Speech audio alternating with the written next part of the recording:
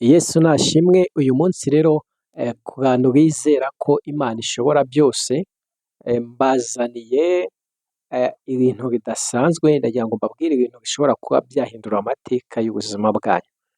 Rero iki kiganiro ni ikiganiro cyitwa ngo humuka nonaha. Ni ikiganiro kizajya gihindura amateka y'ubuzima bwacu, amateka y'ubuzima bwanyu, amateka y'abana banyu. Ndagira ngo mubwire ngo uramutse ugiriwe umugisha, amateka yawe agahinduka nonaha. Umwana uzagukomokaho, abazagukomokaho bose bagira amateka meza. Rero ku bantu bemera ko aya ni amazi ajya ahindura amateka, ndaza no kujya mbaha ingero kandi murasanga ari byo. Amazi ni ikimenyetso bakoresha mu gihe bari kubatizwa. Iyo bari kubatizwa bavuga ngo umanutsemo, bivuga ngo urapfuye ariko uzukanye na Kristo, ko umanuka gakwirije ukanazuka. Bivuga ngo wemeye ibyaha byawe uciye bugufi ariko uzukanye na Kristo, uraye musha. Bivuga ngo ibya kera biba birangiye. Rero amazi ni ikimenyetso gitandukanya amateka ya kera n'amateka ugiye kwinjiramo. Uyu munsi rero ni umunsi byitwa ngo humuka nonaha. Turashaka ko abantu bahumuka, bakareba neza, bakamenya igikwiye gukorwa, bakamenya icyo bakeneye. Ukeneye iki? Cyangwa uracyahumye? Oya, hari ibintu byiza ukeneye. Ntabwo ibyiza byaremewe abandi, ahubwo nawe uri umwe mwaremewe ibyiza. Ntabwo waremewe guhora urira, ntabwo waremewe guhora uhangayitse, oya. Nta nubwo waremewe gukena, oya. Nta nubwo waremewe kuba indushyi, kuba umukarani, oya. Waramenye Imana, warumvishe iki kiganiro, oya. Ayo mateka mabi agomba kurangira none. Okay, ikintu tugiye gukora rero, urafata amazi yo mu rugo yawe, nujya ujya koga ujye uyaturaho umugisha, uvuge ngo uku ngiye koga amazi ndagira ngo akureho karande, ibyaha, icyangira abadayimoni bajya basiga ku buzima bwanjye, uyatureho umugisha nurangiza uyoge. Noneho nujya no kunywa amazi uvuge ngo Mwami, ndabizi ko naciye bugufi, ndagira ngo aya mazi ngiye kunywa agere mu mubiri wanjye, yikaragemo mu bwonko bwanjye, umubiri wose uyobogwe nawe. Ndashaka kunywa amazi ahindura amateka y'ubuzima bwawe, ahinduke amaraso ya Kristo, kuko turashaka ko tuba abana b'Imana, turashaka ko twakira imbaraga z'ubwami. Ukoga gutyo, ukoga kuvuga ngo ndashaka ko amateka ahinduka. Buriya uko iyi minsi izajya iza, uko igihe kizajya kiza, iyo wamenye gutekereza neza bituma ukora ibidasanzwe.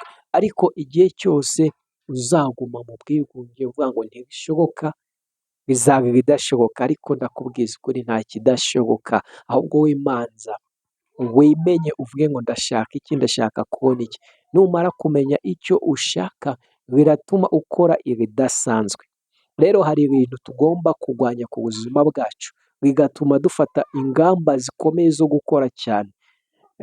Rero ibintu tugomba kwanga, icya mbere ni ikintu bita amateka mabi. Amateka mabi ni amateka ashobora guhera kuri ba sogokuruza, akamanuka akinjira kuri sogokuru wawe, akinjira ku byara papa wawe, akinjira no kuri wowe, ndetse akazakomeza ku mwana wawe, ku mwuzukuru wawe, ku mwuzukuruza, n'ubuvivi gutyo gutyo. Ayo mateka rero tugomba kujya tuyasengera, twavuga ngo hari ibintu twanze amateka mabi, tukabyatura gutyo, tugakora bya bindi byo koga amazi twayatuyeho amaraso ya Kristo, byo kunywa twavuze ngo ahinduke amaraso ya Kristo, ngo twanze amateka mabi.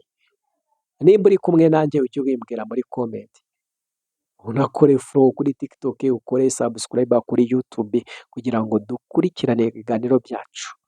Noneho ikindi cya mbere mu mateka mabi habamo ikintu bita ubukene. Ubukene buraza bukakwicarira, ukabaho ugeze ku rwego wikopesha umunyu. Iki nacyo ni ikibazo, ni agasuzuguro, ukambara inkweto zigahengama warasenze Imana.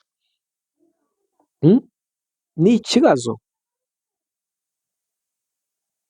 ndetse ukagera ku rwego ubaho nabi warasenze Imana, nabyo ni ikibazo. Hari ikintu none bita umwaku. Umwaku nawo tugomba kujya dusenga tukawirukana, ukajya mu kazi kakakwirukana, ukajya gushaka akazi nk'abandi ukakabura, ukajya gushaka perime nk'abandi ukayibura, ukajya mu ishuri bikakunanira. Ibi nabyo ni umwaku. Iyi rero, uyu mwaku nawo tugomba kuwusenga, tukawusengera Imana ikawukura ku buzima bwacu, ikirukana umwaku, tukavuga ngo wa mwaku we tuguhinduyemo umugisha.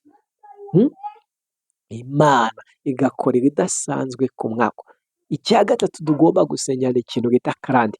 Imana ikadutandukanyaho karande z'abadayimoni, karande z'imyuka mibi zituruka kuri bene wacu, zituruka kuri sekuru byacu. Imana igakuraho karande. Ikiza ku mwanya wa kane dukwiye gusengera ni ugusenga Imana igatanga icyo bita minerivare. Minerivare, abana bacu bakiga cyane, bakiga mu mashuri meza.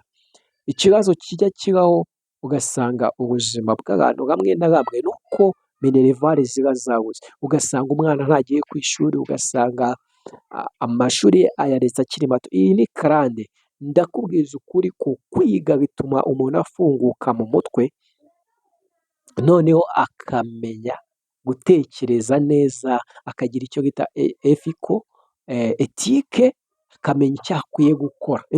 Rimwe na rimwe ugasanga buriya umwana utazi gusoma, utazi no kwandika, usibye Imana yonyine ishobora kuba yamugira neza ikamuha umutima mwiza, ariko ibintu byose umuntu amubwiye yumva ari ukuri. Rero ubwo buzima ntabwo tubushaka. Turagira ngo ku muntu wasenze Imana, ku muntu wakurikiye iki kiganiro, ntibizongere kubaho. Ikindi tugomba gusengera ni ukugira ngo Imana ikure abantu mu bukode, ihindura amateka yabo. Abantu bubaka amazu, abantu bahinga beze, abantu ibyo bakora byose babonemo umugisha. Buriya hari ikibazo kijya kibaho, ugasanga mwene wanyu, papa wawe, sogokuru wanyu baba mu kazu kangana gutya k'akanunga, cyangwa ugasanga nta nako mufite, muhora mwikoreye ibirago, muhora mugenda, ejo utuye aha, ejo utuye oya. Ubwo buzima nabwo turagira ngo Imana ibukureho, ihindure amateka, ireme bishya, ireme ubuzima bushya. Kandi ndababwiza ukuri ko igihe cyose wakurikiranye iki kiganiro bizakunda, bizashoboka, kuko Imana yaduhaye ubwenge ngo tuze tubabwire ibikenewe, dusiga amavuta kugira ngo tubabwire ibyo mukwiye gukora, muhumuke. None turashaka ko abantu muhumuka.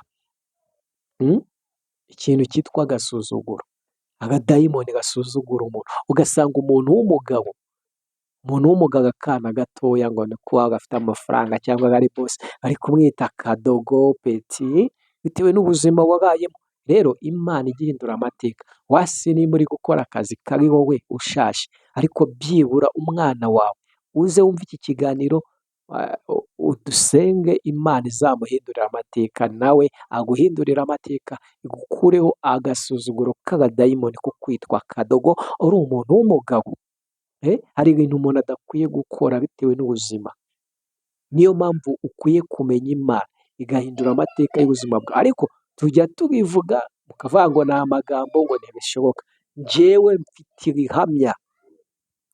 ubuhamya ubihamya neza ko Imana ijya ihindura amateka, uhamya neza ko Imana ijya ishobora byose. Nzajya mbugaha gake gake.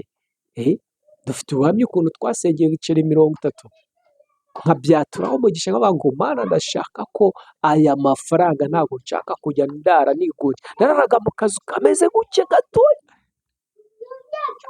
ndavuga ati Mana, mfite ibiceri 60, ariko ndagira ngo uzahindure amateka. Ndayasengera, ndizera, ndagenda ndakora, Imana impa umugisha. ikindi kurwara ari wowe ugasanga umuryango wawe uhora mu burwayi, uhora mu bitaro, iyi nayo ni karande kabisa. Ibyo wakoze, ibyo wakoreye agadayimoni kakabitwara uhora ubitanga ubyikuraho. Uyu mwuka rero nawo tugomba kuwirukana ku buzima bwacu. Rero iki ni cya kiganiro cyitwa Hura n'Imana Live. Hano Imana ikoramo ibidasanzwe, ikoramo ibidasanzwe. Iby'ingenzi ugomba kumenya ni uko mbere y'uko woga ugomba gufata amazi ukayaturaho umugisha, ukavuga ngo ahindutse amaraso ya Kristo. Ndashaka ko yirukana karande, imbaraga z'umwijima zose ukazirukana. Kabiri, wajya kuyanywa ukavuga ngo Mwami, ndashaka ko agera mu mubiri wanjye, akagera mu bwonko bwanjye, akagera mu kubaho kwanjye nkatekereza neza. Amateka agahinduka, akira ijambo ry'Imana, akira kwizera kw'Imana, akira gukora kw'Imana. Imana nikora ibidasanzwe, Imana ihindura amateka y'ubuzima bwawe. Rero ni byiza ko uzajya utubwira uko ubyumva aho muri komenti, ukatubwira uko wumva, ariko ndabizi neza ko turi kumwe n'Imana. Kandi mu mezi atatu muzabona igisubizo cy'Imana. Ku bantu twabanye, ku bantu mwumvise, tuzabona ikimenyetso cy'Imana. Nta mpamvu zo kugira ngo ibyacu tubisesagure, oya. Nitwe tugomba kubigira tukabigenera abandi. Tugomba gukora tugasevinga, tutangije ibyo dufite, tutangije ibyo dukoresha. Dore turakomeye, dufite Imana. Murakoze. Nagaruka mu kanya turaza kumva ikindi kiganiro. Mwakire ijambo ry'Imana.